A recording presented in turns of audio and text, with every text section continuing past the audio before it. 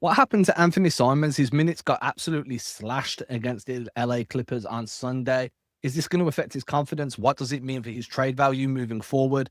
Plus, the Celtics guards are starting to figure it out. Pritchard and White are both figuring out their shot from deep. We're going to talk about all this and more on today's episode of the Celtics Chronicle. If you're new here, my name's Adam Taylor. I've been covering the Celtics for almost 10 years for places like Celtics Blog, USA Today, and obviously the Celtics Chronicle newsletter. Make sure you subscribe to that. The link's in the bio. And I'm joined by my consistently excellent co-host, Mr. Bruce Verlee. What's popping, Bruce? Nothing much, Adam. Great day to talk some more Celtics basketball out, as the Celtics have been getting into some good games these last couple of days, regardless of the fluctuating of players actually succeeding in those games. Yeah, it's been weird, man. The minutes distribution seems to be fluctuating a bunch right now. And look, I'm all for it. You've got to keep iterating until you find the right patterns, the right combinations, not only in the starting lineup, but in terms of bringing subs off the bench and figuring out what units work together well. But against the Clippers, it didn't really feel like this was I found a unit that's working for me. This was very much Anfernee Simons isn't shooting very well. The ball's sticking quite a bit, and we're going to make a change. And Simons just didn't have it in that game. And that's fine. Like, some games are just not going to have it, right? But his minutes got slashed. So it was the lowest minutes total of his season with Boston so far. It's only 14 games. He could play less moving forward. Worked out to 12 minutes, 3 seconds shy of 12 minutes. In those 12 minutes, he was 0-3 from the field, with 2 of them being from deep. He did, however, manage 2 assists in those 12 minutes. And I think that one of my biggest issues with Simons all year has been that the ball sticks in his hand. As soon as it gets there, it's sticking. He's got one of the higher touches per second or seconds per touch stats in the entire team. He definitely is used to being a lead ball handler for his club. And now that he's moved over to the Celtics, it's been really difficult for him to adjust to that 0.5 basketball, get the ball out of your hands, relocate. And the Celtics have tried to adjust for him a little bit. But I feel like when Derrick, White, and Peyton Pritchard were figuring things out and they were moving off the ball more and that was coming off the catch, it was just more jarring when you saw Simons on the court. Yeah, I would definitely agree. And I feel like with Anfernee Simons, they're kind of using him into this kind of catch and shoot role that he's been very successful for the Celtics this season, where he hasn't been comparatively as good, like you mentioned, as that playmaker or really as that on-ball shooter, because he has kind of had some of those struggles for the Celtics here in some of these games where some nights he is hot, where he is carrying the team, where versus the Pelicans in that one game, he outscored their whole team in like the fourth quarter at some points, or games recently versus the Magic where he had 25 points, was absolutely electric from 3. But then you have a game where versus the Clippers where he just recently played, where, like you mentioned, Adam, he gets completely played out, only plays in 12 minutes, puts up 0 points, and just can't seem to find the basket going. And there's some big questions on, like you mentioned, how this is really going to affect the confidence of a player like Anfernee Simons going for the future, trying to find his role on this team, specific to some other guys who have recently found their shinings. It's hard for him because it is a completely different role. It's new teammates. He's still, and like, look, we're 14 games into the season. Expecting him to have it figured out at this point is really tough, especially when it's a completely different brand of basketball that he's playing. He's not a featured option in this team. He's definitely a high level role player, but that's an adjustment for him. That he hasn't been in a situation like that since his like early years with Portland when Dame and CJ were there. What I've noticed is he is still one of the more frequent pull-up shooters for the Celtics as well. He's averaging 5.6 pull-up shots per game, shooting 35.4% on those attempts. Of those 5.6 attempts, 2.9 pull-ups are coming from deep, averaging 30%. Jaylen Brown's ahead of him, as you would expect. I'm assuming most of his would be mid-range pull-ups. You know how he's getting to those shots. Derrick White is ahead of him, and in my opinion, that might be part of why Derrick White's struggling. But impressively, he's actually shooting 40% on his pull-up jump shots this season, Derrick White is, which is, it goes against the struggles that we've seen. He's actually struggled more off the catch a little bit. Payton Pritchard is third. He's struggled off the pull-up, which is an area that he really improved on coming into last season. He was telling everybody in the media ahead of last season that he'd been working on his pull-up shooting, and that was kind of what unlocked everything. But then doing it against second units versus doing it against primary defenders, things change a little bit. So Simons is sitting fourth in terms of pull-up shots. And then, as you mentioned, he is doing a lot more off the catch this season too.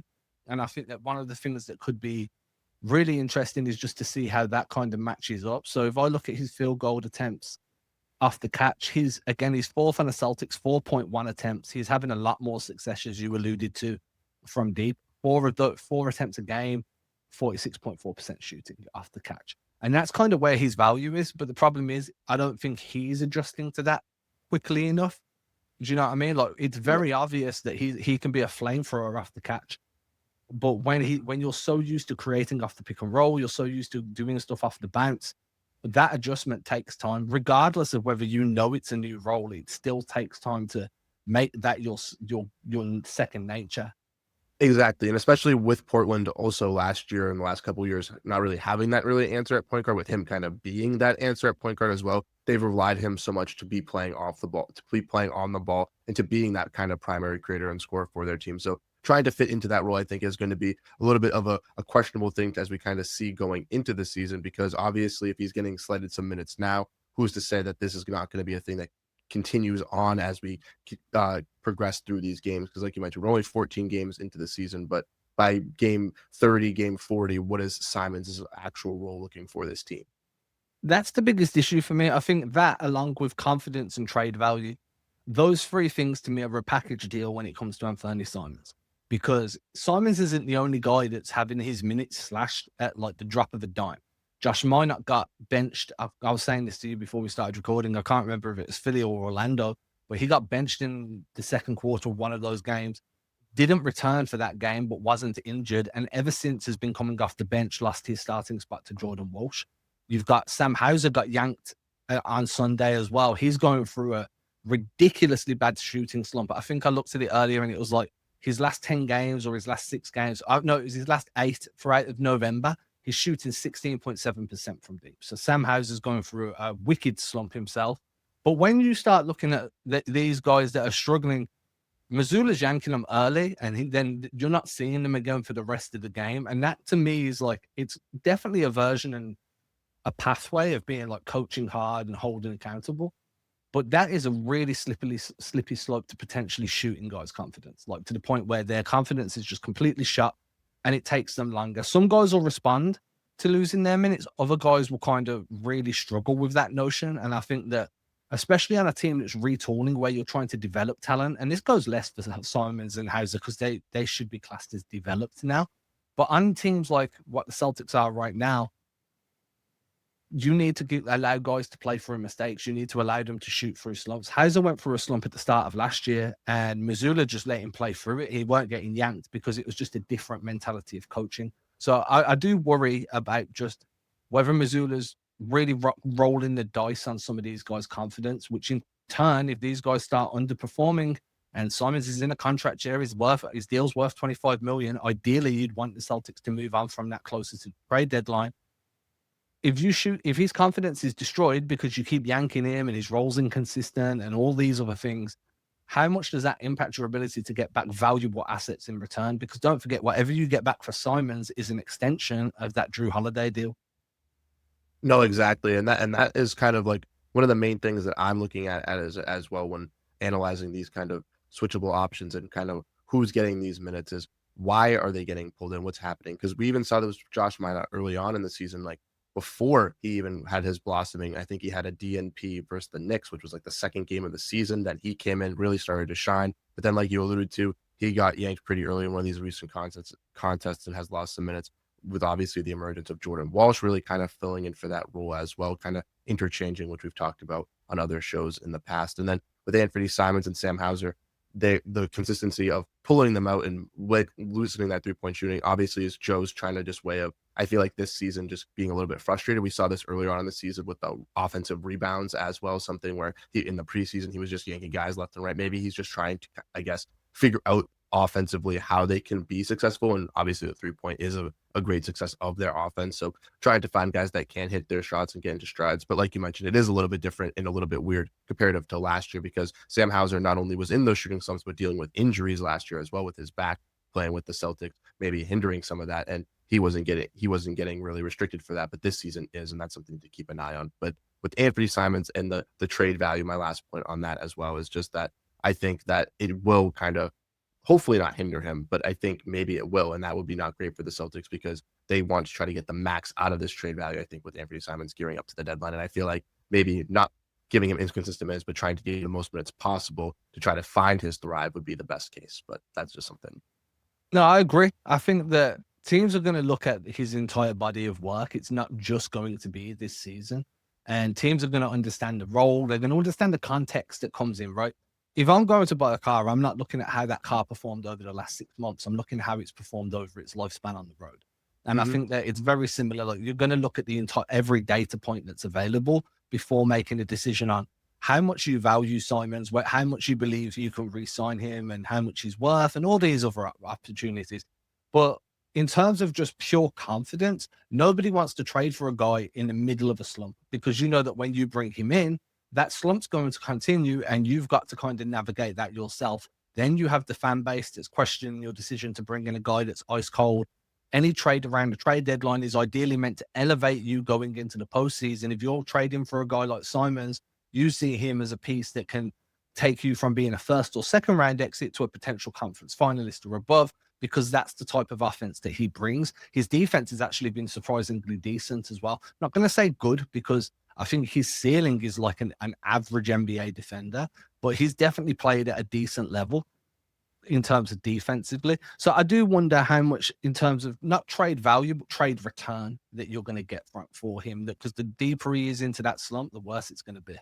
Yeah, exactly, and it's gonna be interesting to see. Obviously, I know that the Celtics aren't in as many restrictions as they were in last year with the trade deadline as what coming into the trade deadline. So it'd be interesting to see what kind of contracts they do look to kind of maybe look for a guy like Anfernee Simons. If he is able to get hot, though, like you mentioned, I do think he could be that valuable asset as an offensive guard. And I do think some of the teams out maybe potentially West. I know kind of one team that I've always kind of thought maybe it could be a fit because they have some contracts and just recently lost another player in Bradley Beal for the season. Maybe the Clippers, if they wanted to go for that all-in push, can make a move for Anfernee Simons. I don't know what kind of tradable contract that they would have that they'd be able to send back to the Celtics, but some sort of deal maybe like that could always transpire. I think there will be teams, regardless aggressive. Regardless aggressive enough for the offense. It just will that offensive production be viable from the Celtics to be presented to be available, like we've kind of alluded to with Anfernee Simons, and if he can stay hot and if he can get those minutes consistently too. That's going to be the hard part. And those minutes are going to continue to fluctuate, because Mhm. look, Derrick White and Peyton Pritchard have struggled to begin the year. That's no lie. Like, none of us are lying when we say this. And I don't think it's unfair to point fingers a little bit. The shots weren't falling. Both of them had new roles. It feels like Derrick White's slowly giving up some of his on-ball role, and Pritchard's embracing that. And now we're finding a balance that works for both of them. I mean, White finished the game last night with, what was it, 9 assists? Pritchard went for 30.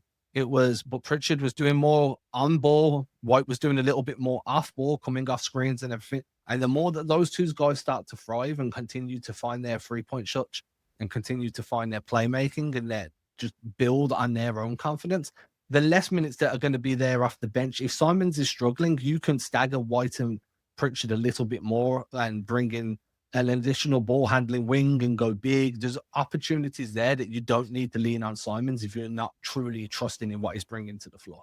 100%. And with Derrick White and Peyton Pritchard, that ability for them to rise with this 3-point shooting, especially in the game yesterday, was just massive for their ability to just see what they can do in this offense and kind of trying to figure out what role does fit them best. Like you mentioned, Derrick White obviously playing a little bit more off ball. We saw that success with guys when Jason Tatum was the kind of that lead playmaker and was that kind of initiator with the Celtics team, where he was able to kind of play off of those 3-point shooting opportunities. And I know we kind of mentioned this in another podcast as well, where with Derrick White being more on ball, it's more difficult for him to obviously just have to go through the progress of having to, set up shots and then, being able to do all that, where initially he was just kind of more of a stand in the corner and kind of wait for that catch and shoot opportunity, which he thrives more in. So I think with Peyton Pritchard being that kind of lead on ball playmaker as well is going to not only help him grow as that kind of playmaker and kind of guy working in the pick and roll, but also is going to alleviate Derrick White to his strength, which is playing that off ball. I mean, yeah, they met primarily last year. He was a guy that just benefited from flare screens. He came off flare screens. He was definitely a secondary creator for the Celtics last year. Stampede cuts would get paint touches, redistribute the rock. If there wasn't another option, he'd redistribute, run back out, come off another pin down or a flare or whatever it may be, catch the rock and then let it go that way. Now that he's having to do a bit more in terms of on ball, it's definitely being noticeable. I mean, I've still got these pull-up shots here. Sorry, I've got the catch and shoot opportunities here. And like I said, to catch and shoot wise, it's actually been White's weakest area. And I think that's not because of the shot quality, but it's because they're not coming in terms of He's not coming off screens. Maybe he feels more comfortable on movement rather than being a stationary catch and shoot guy. Because there is a big difference there, right? Like your footwork creates rhythm, your body movement. And I think that when you see White coming off a flare screen and he's on the move and he catches the ball, he finds his shooting pocket really quickly. Whereas when he's stationary, I think he needs to kind of like reset himself a little bit to get into that pocket, which gives the defender that split second to get up to you and kind of contest a bit more. And that to me kind of is a way where his catch and shoot numbers could fall because he's still getting quality looks. They're just not coming in the rhythm that he would like them to. Now he's kind of sacrificed a little of that on-ball role. His touches have slowly started to trend downwards over the last 4 or 5 games.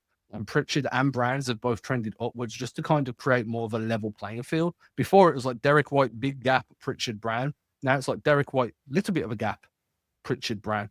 And I think that that's giving Pritchard opportunity to do what Pritchard needs to do to be effective while allowing White to come off these screens in a way that is conducive to him being a viable scoring threat from deep. And he's working out well, but the better those two play, if Simons continues to struggle, you can find reasons to minimize those minutes.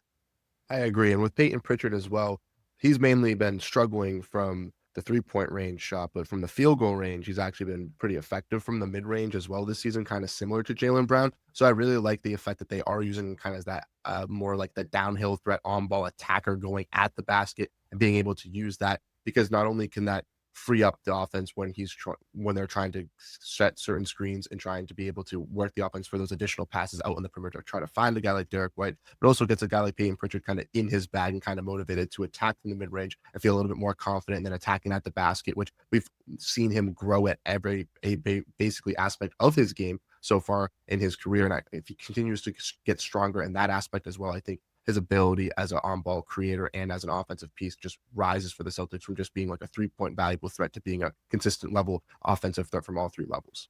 I think Pritchard's played a big role in the Celtics. Like the Celtics are 3rd right now in mid-range scoring in terms of like accuracy. They're 8th for frequency, but 3rd for accuracy. I think Pritchard has played quite a big role there, along with Brown. Obviously, Brown's becoming a mid-range assassin. And I said this a few years ago when I was podcasting on the Celtics blog podcast. No one really gave me much like a response to it. It's kind of like everyone just brushed it off. But I said about 3 years ago, he's like a DeMar DeRozan with athleticism. Mm-hmm. And it's definitely looking that way now. I think his playmaking is evolving as well. He made a pass yesterday. He was on the right wing. I think he was in the slot or on the wing, got double teamed. And it was like a one-hand swing pass to Baylor Scheinman on the weak side, wide open in the corner. And it was on time, on the money. Brown didn't look like he was under too much pressure. And 18 months ago, 2 years ago, he's not making that pass. And if he is, he's getting lucky. Like it's an errant pass. It's under pressure. It's a bully. You've got to be lucky if you catch it, even luckier if you catch it with the seams. Now it feels like that passing has kind of evolved, and that's allowing him to be able to get to where he wants to get off the ball quicker to then get the ball back in a position where he needs to benefit it from. And I think Pritchard is very good at doing that himself, right? You'll see Pritchard run give and goes all the time. He's got a good 2-man game. It's developing with Niemi at the moment as well, a 2-man game between Pritchard and Niemi. White's there too. So I do think that just the evolution or kind of like the re-emergence of White and Pritchard is going to be huge for the Celtics moving forward. I mean, they're 7-7 right now. I don't really see them as a playoff threat as currently playing, as currently constructed.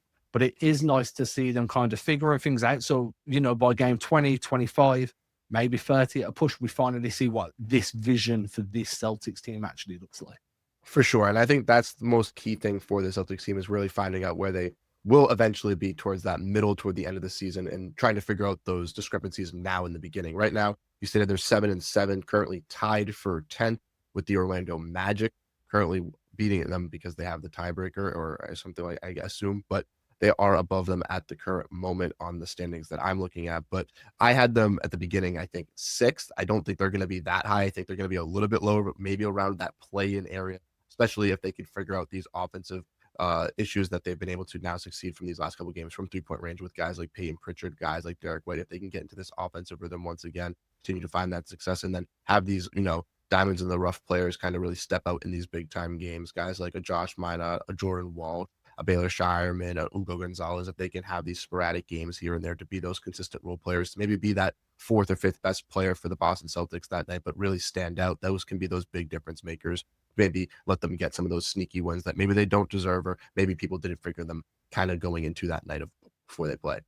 You mentioned playing tournament here, man, and I want to get your thoughts because I spoke to Billy, who does Tuesdays and Thursdays primarily on the show. But I spoke to Billy about this a bunch, and I'll make my stance clear on it afterwards. But I definitely want yours. If the Celtics are in the play-in region and they look, let's assume that direct qualification for the postseason is out of the question, or it's a very unfavorable matchup.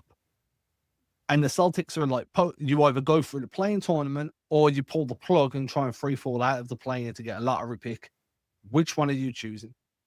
I am always going to be for the play-in because I just want to see them be competitive, and that just might be just because I'm a little bit of a fan as well. I just want to see them actually play some postseason basketball, and I think that the Celtics team wants to do that. I think they feel confident that they can play postseason basketball, and even if it's a 5 or 6 game series where they do lose, I still think that is fun for the fans to say that, hey, in a down season with Jason Tatum, we were still strong enough to make the postseason, to at least be a valuable team. And then now we bring back Jason Tatum, what can we really work with to be another number 1, number 2 seed where we just were just a couple seasons ago? But I could also see the other side of the coin where, maybe if they are closer to that 9-10 seed, you kind of just say, hey, let's kick it, because a guy like Cooper Flagg was found from the Dallas pick where they insanely jumped, and anything can happen in the lottery. So a team like the Boston Celtics could be, just right outside there and still be competitive, but still could land, maybe if it's not the first pick, but top 3 or top 4 pick, which even if that's not someone they select, could land them a trade or a possible other move that gets them to that next standing spot as well. That's where I am.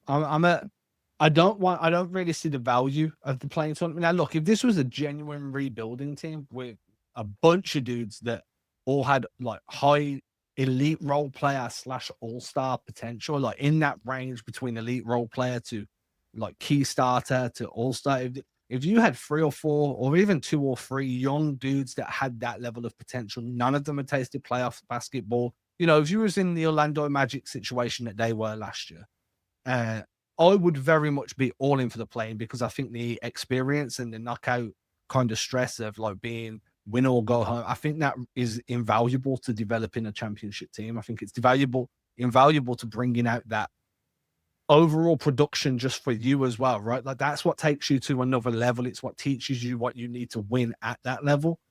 This team doesn't need that. I mean, Jaylen Brown, champion. Derrick White, champion. Payton Pritchard, champion. Jason Tatum, top 5 NBA in the world, champion. Like these dudes are already battle tested. So for me, it's like, I understand wanting to develop a Josh Minot or develop a Jordan Walsh or develop whoever, but that's going to happen anyway, because you're probably going to the Eastern Conference Finals within the next 2 seasons after this at minimum. So I'd be more along the lines of, hey, pull the plug, try and get a draft pick, because he's going to get guaranteed playoff minutes in a year anyway too. We're going to be able to fast track that development. So that's kind of where I stand. And look, man, I'm a Celtics fan through and through. I want to see them play as many games as possible, but I also want them to play games where they actually matter. And sometimes I think at some point, if I felt like it was going to be a 9th or 10th seed and it was like, dude, you've got the hardest route to the postseason, dude, I'm like, fuck it, just pull the plug. Chase the top 5 pick. Now, I'm not saying do what Dallas did and trade your superstar player to potentially get that first, because we both know there was a bad deal. I mean, I'm joking here, obviously. None of us know that, but that's how it feels. I'm not saying do that, but hey, if you can land top 5, top 6 in this draft, yeah, I think that's a decision you need to make. This just in as well. Derrick Jones Jr., who got hurt while playing against the Celtics. Shams has just tweeted out, suffered a sprained MCL in his right knee and will be reevaluated in 6 weeks. That was rough, man. Accidental contact, clearly, but luckily it was avoided any major injury. But MCL's hurt, dude. They sting real bad. Yeah, that's not good. And for a valuable player for the Clippers as well, not to go off a tangent, but Derrick Jones Jr., pretty switchable, solid defender was with the Dallas Mavericks and multiple other teams, but now with the Clippers. And they're a team that has gotten beaten with injuries. I mentioned Bradley Beal got hurt for them. He's out for the season. Now Derrick Jones Jr. I feel like this Clippers team could be one that does make a trade, and maybe that Anfernee Simons trade does kind of maybe get pushed through a little bit more, because they do need that little bit more of a spark, because they are losing some of their depth. Yeah, I mean, it's possible, right? It's all about finding the right deal for Boston as well. I feel like I don't know what they'd want. always been a big fan of Chris Dunn, but they're not going to get rid of him. I just don't know what they'd want in return or what the Clippers would be willing to offer. I'd have to load up a trade machine, which I'm not going to do while we're recording, obviously. But look, man, if the offer comes and it makes sense, then you got to do what you got to do. I'm all for making sure you extend the return on that Drew Holiday deal. I'd rather that than losing Simons in the offseason with nothing coming back in return, or re-signing him an inflated contract, because of what we've seen so far, 25 million a year sounds a little bit too much for me. Yeah, it is a lot of money, and when you kind of compare it to some of the other players that kind of play a similar role, I feel like obviously for the Celtics, he's kind of this six-man guy. Another player that's kind of viewed out there on the trade market that was maybe almost traded this offseason as well was Malik Monk. I feel like they're kind of very similar in those like on-ball creators, kind of like six-man kind of like stuck roles where they could be good enough to be a starter, whether it be the fourth or the starter, but they're rarely best as that six-man kind of offensive juice, flamethrower, spark plug, whatever name you want to give them to kind of be. But with Malik Monk, his contract is also a little bit high too. I know it increases, and that's what made his trade value a little bit difficult. So I think with Anfernee Simons, it's kind of a little bit harder with that $25 million deal because not many teams are willing to take on that money, because I feel like with the new CBA and all these restrictions, with someone being an offensive player only mainly and a inconsistent one at sometimes, a big contract isn't really as valuable to them now with those restrictions. Yeah, I mean, once you add in the fact that like modern basketball right now is really moving on to that, like, need to be able to play with and without the ball in your hands, need to be fast as a decision maker, need to be capable of getting the ball out your hands and then getting into a position to get it back quickly. You have a lot, like if you go through like the OKC or the Indiana kind of construction model where it's like, hey, you've got your one bona fide star, you got SGA in Oklahoma, you've got Tyrese Halliburton in Indiana, then you've got a few elite two-way guys around them, and then everybody else is just a high-level role player. And Simons is really hard to plug and play into that style of basketball. But that style of basketball, the NBA is a copycat league, is certainly what some teams are trying to do. And the Clippers aren't trying to do that right now, but I do feel they're probably 6 months away from having to blow it up. Like if Kawhi can't get healthy, what happens then? Look, moving back to the Celtics anyway, last thing I wanted to touch on was just Sam Hauser, right? I know we kind of touched on it briefly earlier in the episode. He seems to slump around this time of the year quite consistently. And I feel like this is kind of shocking to me this year, and predominantly like because of what happened at the end of like last season into this year, where he became quite a valuable threat attacking closeouts and getting downhill. So he's really worked on his ability to attack closeouts. His timing's really good, knows when to attack the hip, understands how to get himself into the lane. His finishing when doing so hasn't been fantastic. You'd think like his pull-up shooting off the bounce would be a lot better than what it is from 2-point range when he can do such amazing shit from deep off the catch. I think it's a little bit translatable, a little bit not. But at the same time, his minutes reduction against the Clippers was really noticeable. And I do think that the way the Celtics play and the threat that he poses, whether he's on a slump or not, kind of means he should have more minutes than the 6 minutes that he played. Yeah, I agree. I don't think that he should be getting those minutes. And if you look comparative to the season, I'm looking at some of the minutes right now. I think his lowest besides that was 17, as I can see back to the Cavaliers game back in October. So for this month, that's just not something you really see with Sam Hauser. And even though last year with the injuries, he was dealing with this shooting slump as well, he wasn't getting those, dragged out minutes. I do think this is a little bit of a concern because, like you mentioned, just having him out there on the 3-point line just for the spacing for the Celtics and just his ability to, if they need someone to just be a catch and shoot scorer on the wing after a couple passes with their great ball movement is just so viable for their offense. I don't really see how you can really find that plug and play piece for Sam Hauser on this roster, as no one was really stepped up to take that next step as that kind of dynamic 3-point shooting wing that the Celtics could really value. So I feel like when they're not really playing him, they're missing a vital piece of their offensive success. That's exactly what it is. I think that, someone told me a few years back, these guys, the players don't come onto the court knowing everybody's shooting averages for the season. There's just too many that they change too quickly.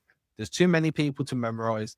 All they know is that dude can shoot, that dude struggles. And they understand where spots and tendencies are, right? Because that's what's on the scouting report. Tendency, his tendency is to go left. When you close out on him, he goes left. So guess what? When you close out, you take away the left hand, try and force him right. It's things like that. And on a scouting report every night will be Sam Hauser is one of the best catch and shoot and best movement shooting 3-point specialists in the NBA. So that gravity is there, regardless of whether he's making or missing them, because you know that once he sees one go through the net, now that dam starts to break. And we saw it with Pritchard against the Clippers. As soon as he saw that first one drop, it was open season, and now we can start letting them fly. And Hauser's very much it from a similar mold.